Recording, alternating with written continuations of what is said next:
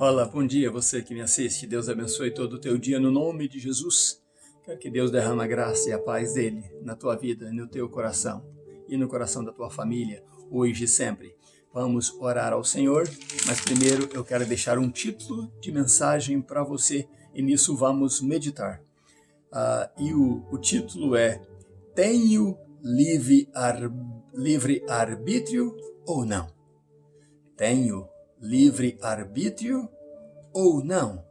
É uma pergunta e nós vamos falar deste assunto hoje, que está em Levítico capítulo 19, versículo 1 e 2, e vamos fazer um paralelo entre Levítico e a primeira epístola de Pedro, capítulo 1. Mas vamos orar primeiro ao Senhor para que haja entendimento da palavra de Deus nas nossas vidas, porque vamos entrar em assuntos bem importantes para nós neste dia. Meu Deus, no nome de Jesus, aqui estamos mais uma vez diante da Tua palavra e depois de orarmos ao Senhor, de meditarmos, ó Deus, na palavra do Senhor, aqui temos, ó Deus, um parecer do coração do Senhor. Por isso, ó Deus, queremos que seja entendido entre todos que assistirem este vídeo de que o Senhor é Deus, de que o Senhor reina e de que o Senhor é soberano. Eu e essa pessoa que agora assiste, oramos juntos no nome de Jesus, pedindo ao Senhor, fala-nos, ó Deus, e fala-nos com a doce voz que venha convencer o nosso homem interior de que a voz do Senhor é a melhor para se ouvir em todos os tempos da nossa vida. No nome de Jesus, oramos abençoando-nos mutuamente uns aos outros, no nome de Jesus. Amém. Então vamos para Levítico capítulo 1, Levítico capítulo 19, versículo 1 e 2. Versículo 1, disse o Senhor a Moisés. Eu gosto, desta fala aqui, disse o Senhor a Moisés. E no versículo 2 diz: fala a toda a congregação de Israel e dize-lhes: sede santos, porque eu, o Senhor vosso Deus, sou santo. O que Deus disse então em alto, e entendível som, soltando a sua voz para Moisés? Ele diz assim: fala toda a casa de Israel, toda a congregação dos filhos de Israel, e dize-lhes, ou repita isto para eles, Moisés, é uma ordem: sede santos, porque eu, o Senhor vosso Deus, sou santo. Glória a Deus. Por isso, estamos entendendo que Deus está nos dando o melhor dele. Ontem tivemos aquela maravilhosa meditação, E Deus falou conosco na meditação de ontem, e hoje estamos vendo aqui uma outra porção da palavra de Deus. O título da nossa meditação ontem, para você que não assistiu, é: o que você sabe sobre o vomitar da terra? Busque esse título, assista, porque na meditação de ontem, Deus falava de relações sexuais e coisas muito íntimas que eram privadas,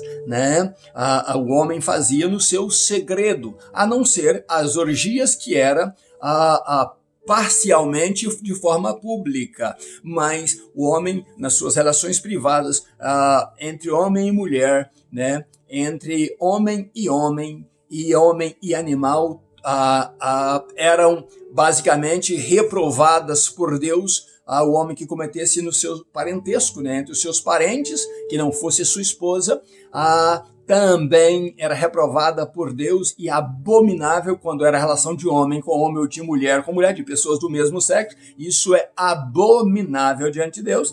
E entre homens e animais, pessoas humanas, humanos e animais, também é bestial e abominável diante de Deus. Então vimos ontem os segredos dessas relações, e Deus tratando com esses segredos e o que Deus pensa e qual é o juízo de Deus. E agora vamos ver coisas públicas, momentos que o homem faz público o seu sentimento, a sua forma de agir, e no capítulo 19 vamos estar falando disso aí. Mas sabemos que esta bondade de Deus que está aqui atrás, no painel, esta bondade de Deus vem para as nossas vidas. Deus nos dá tudo de bom.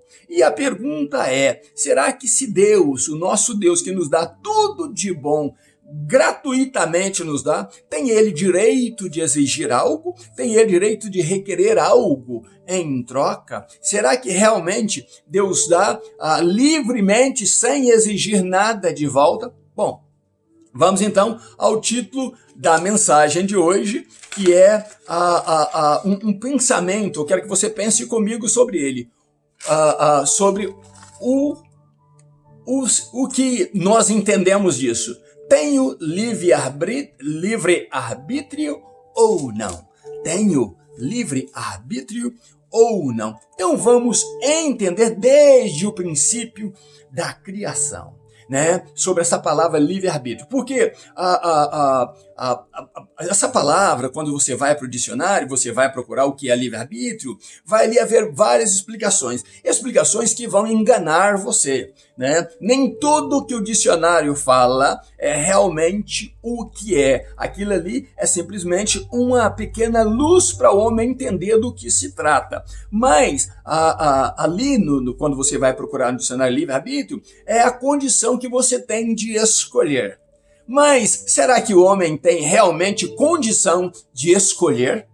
Né? O que o homem pode escolher? Então vamos para o original, o que a Bíblia diz. Porque se você for procurar também religiões, a religião, que na verdade não é religião, também é um falso pensamento que o diabo colocou na cabeça do homem, dividiu esta palavra em religião, e ele colocou na cabeça do homem que religiões como o cristianismo, o espiritismo e o budismo. Eu quero dizer para você que no cristianismo só é religião aquele que está religado com Deus. Porque religião vem da palavra religio, do latim, e significa religare, que é religar, né? E religar ao quê?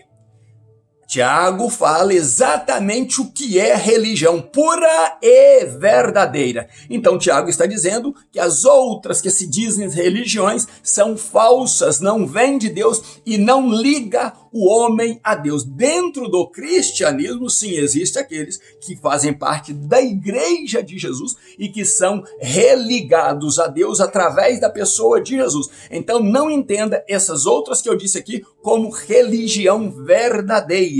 A Bíblia difere delas, a Bíblia está fora delas e elas estão fora da Bíblia. E a Bíblia não as respalda como religião na essência da palavra.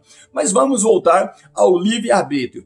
O livre-arbítrio faz parte também do dito, né, dos pensamentos, dos conceitos dessas tais religiões. Vamos para o princípio, então, para ver se o homem tem livre-arbítrio ou não. E o que é livre-arbítrio? Lá no princípio, quando Deus fez tudo e fez o homem e fez Adão, não fez Eva até então, fez Adão, Deus falou para ele, olha, você pode comer de todas as árvores, você pode, mas da árvore do conhecimento que está no centro do jardim, do bem e do mal, dela não comereis, porque no dia em que comerdes dela, você vai morrer. Então Deus deu uma liberdade, né, limitada para o homem. Então, ele deu a liberdade limitada para o homem. Até então, o homem, Adão, era santo sem Eva do lado dele. Ele era santo. E o que aconteceu é que Deus deu para ele uma ordem e disse, dela você não vai comer. Eu estou colocando-a no centro do jardim, mas a minha ordem é esta.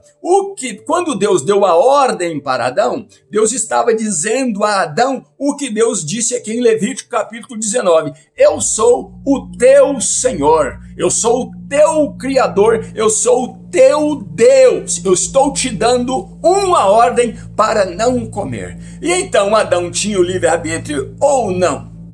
Até então Adão era santo, não existia livre-arbítrio, existia um senhorio de Deus sobre ele, e ele, por ter sido feito imagem e semelhança de Deus, ele então obedeceu a Deus. Adão obedeceu a Deus. Depois é que vem, então, a criação de Eva, que fora tirado da costela de Adão. Mas quem repassou para Eva o que Deus falou com ele foi o próprio Adão. Porque Eva não estava ali quando Deus falou com ele, quando Deus fez tudo.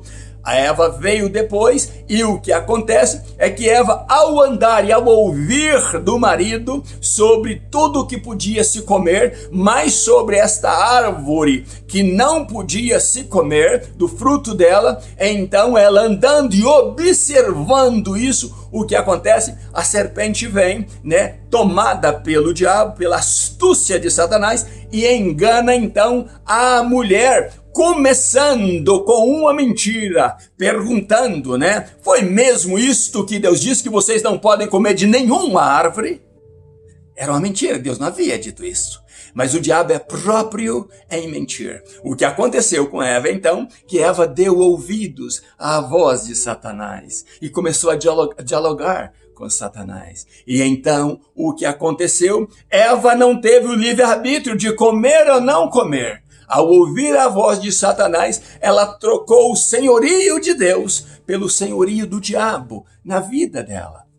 E então, ela, além de desejar, de apreciar, ela comeu e levou e deu ao marido, que também trocou de senhorio, que Deus era o senhor dele, passeava com ele no jardim, e agora ele troca para o senhorio do diabo, a se tornar um servo do diabo, e foi alcançado pela misericórdia de Deus, mas não mais podia viver no jardim por desobediência. Não obedeceu 100% o seu Senhor. O que acontece então? Vamos no assunto. O homem naquele momento trocou de Senhor. Se tornou então um homem pecador, e por isso a Bíblia diz que todos pecaram originalmente em Adão. Estão destituídos, não têm direito, perderam o direito de morar no paraíso de Deus e então se tornaram escravos do pecado, escravos do diabo. Quando nós encontramos em Levítico Deus falando com o povo, era um povo que Deus escolheu para ser o seu povo. O que acontece é que Deus estabeleceu regras para este povo e diz: eu não vou trabalhar com um povo perverso, com um povo imundo. Então eu já me manifestei a vocês. Agora que vocês foram escravos, eu agora vos dou o meu senhorio, levando-os para uma terra abençoada, uma terra que eu abençoei, que tem inimigos nela, mas eu os ajudarei a expulsar todos os inimigos de lá. E vocês precisam então, primeiro ontem falou, não cometer os pecados das nações pagãs, e agora ele está dizendo: eu quero que vocês sejam santos. Como santos? Como eu sou santo. Para vocês serem meu povo, vocês têm que ser parecidos comigo. Vocês têm que deixar os seus pecados, deixar de viver a vida do paganismo, deixar muitas coisas que nós vamos estar falando e viverem para mim, separados, prestando a mim culto. Eu sou o vosso Deus e eu sou santo.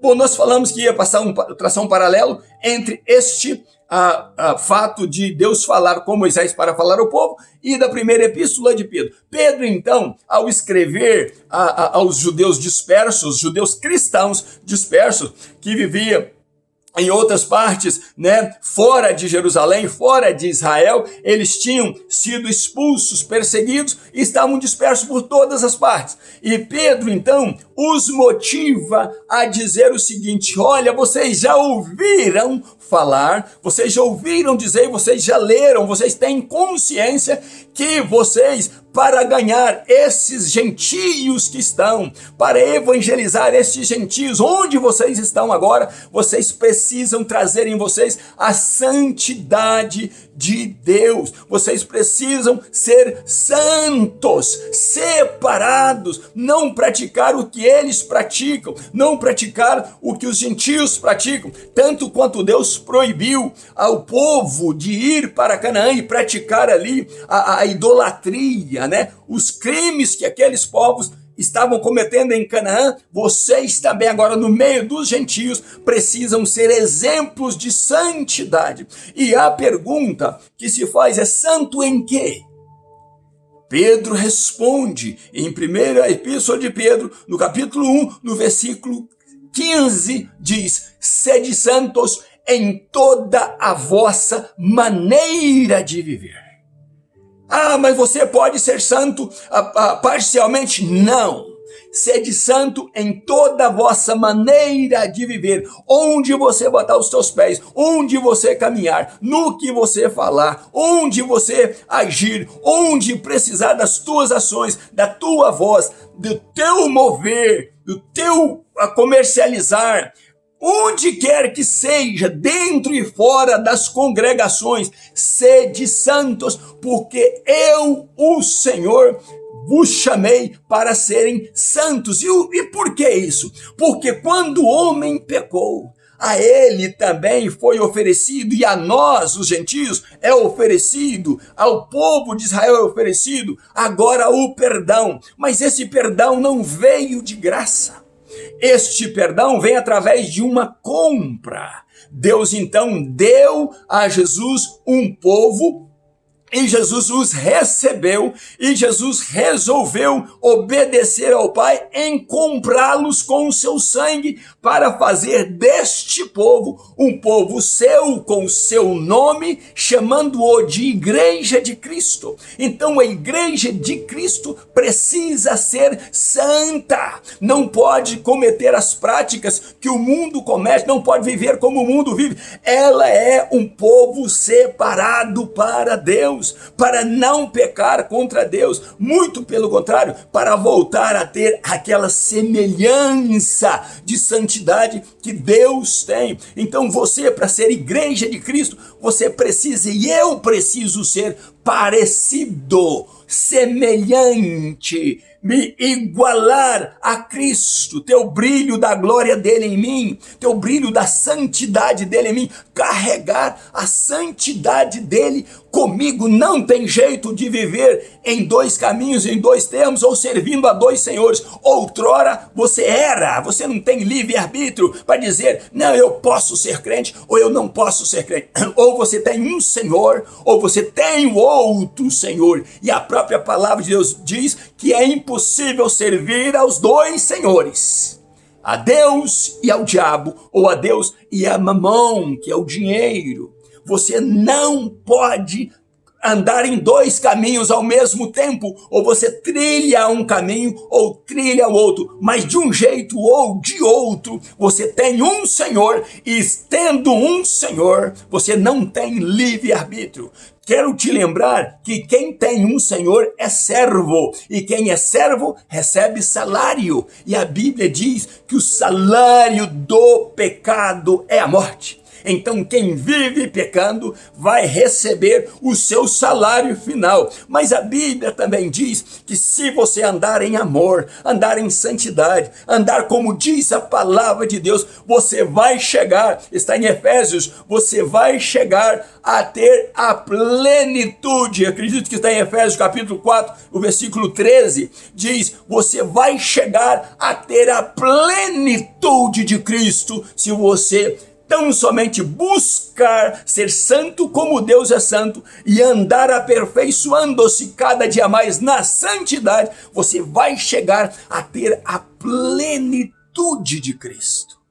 Ah, que maravilha é poder imaginar que podemos chegar a um ponto tão alto, porque hoje nós trocamos de servos de um senhor chamado diabo para sermos servos, para sermos a igreja do Senhor Jesus, que é o nosso Senhor. Nenhum homem pode dizer: eu não tenho nenhum senhor sobre mim. Quando você diz que não tem nenhum senhor, o diabo está te enganando, e você futuramente vai se conscientizar que foi obrigação sua servir ao teu Senhor, que foi lá no Éden tirar aquela liberdade que o homem tinha de viver uma vida santa diante de Deus, e resolveu trocar o senhorio de Deus para o senhorio do diabo. Não deixe se enganar. Você fala, eu tenho livre-arbítrio, eu posso viver como eu quiser. Se você não está vivendo os padrões bíblicos, você já é escravo do diabo. Não importa se você faz bondade, se você faz caridade, se você tenta tapar o sol com a peneira, o sol vai estar sobre a sua cabeça. E esse sol é o sol da justiça. Não tem nada que você possa fazer que cumpre a tua salvação através do livre-arbítrio. O livre-arbítrio foi extinto. O homem, na verdade, nunca o teve. Antes ele tinha Deus como seu Senhor. E agora, depois do pecado, tem o diabo como seu Senhor. Por isso que Jesus falou, vocês conhecem muito do vosso pai, que é o diabo. Mas se você quiser, Deus sim pode abençoar você e você trocar do senhorio do diabo para ser servo, para ser a igreja de Cristo, dizendo, Senhor Jesus, eu quero que o Senhor me livre das garras do diabo. Eu quero que o Senhor me livre do fogo do inferno. Eu quero que o Senhor me dê uma nova vida e que eu possa caminhar nela buscando ser santo conforme o Senhor é santo. E a Bíblia diz na primeira epístola de Pedro e tanto em Levítico, sede santos, porque eu, o vosso Deus, sou santo. Quer agradar a Deus, quer servir a Deus? Busque ser santo como Ele é. E cada dia santificando, você vai chegar um dia a ter a plenitude de Cristo. Que Deus abençoe você e família, no nome de Jesus. Ainda nos meus pijamas buscando a Deus, um grande abraço meu, pastor Riva Martins. Deus te abençoe e até amanhã, se Deus quiser.